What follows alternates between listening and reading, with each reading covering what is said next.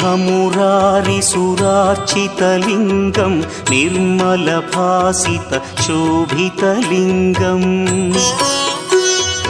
जन्मजदुःखविनाशकलिङ्गं तत्प्रणमामि सदा शिवलिङ्गम्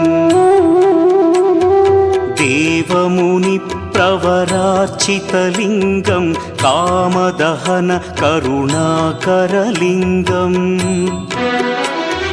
रावणदर्पविनाशकलिङ्गं तत्प्रणमामि सदा शिवलिङ्गम्